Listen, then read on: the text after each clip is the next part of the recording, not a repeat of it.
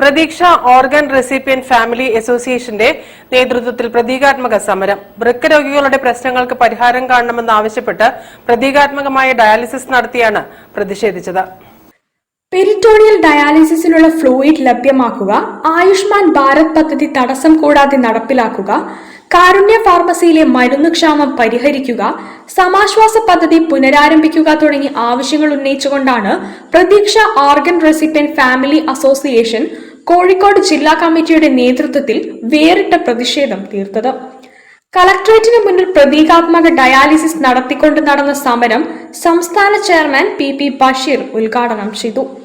കാരുണ്യ പദ്ധതി വഴി ലഭിച്ചിരുന്ന മരുന്നും ലാബ് പരിശോധനകളും എല്ലാം നിലച്ചതോടെ അതിജീവനത്തിനു വേണ്ടി വഴി തേടുകയാണ് വൃക്ക രോഗികൾ.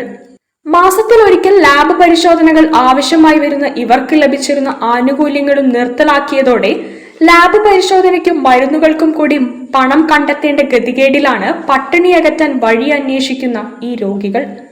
വൃക്ക രോഗികൾക്ക് ആവശ്യമായ മരുന്ന് ലഭ്യമാക്കാനും ലാബ് പരിശോധനയ്ക്കും ആവശ്യമായ സൗകര്യമൊരുക്കണമെന്ന് ആവശ്യമുന്നയിച്ചുകൊണ്ട് കളക്ടർക്ക് മുൻപാകെ നിവേദനവും നൽകി. വൃക്ക രോഗികൾ നേരിടുന്ന പ്രയാസങ്ങൾക്ക് പരിഹാരം കാണാൻ ഭരണ സംവിധാനത്തിന് ഇനിയും സാധിച്ചിട്ടില്ലെങ്കിൽ ശക്തമായ പ്രക്ഷോഭ സമരങ്ങളുമായി മുന്നോട്ടു പോകാനാണ് സംഘടനയുടെ തീരുമാനം. ജില്ലാ ജനറൽ സെക്രട്ടറി കെ ഫാറൂഖ്, ജില്ലാ വൈസ് പ്രസിഡന്റ് സുബൈർ, സംസ്ഥാന സെക്രട്ടറി മോയിൻ ഹാജി എന്നിവർ നേതൃത്വം നൽകി. News bureau, Kozhikode. കൊച്ചി വിമാനത്താവളത്തിന് സമീപം പുതിയ റെയിൽവേ സ്റ്റേഷൻ നിർമ്മിക്കുന്ന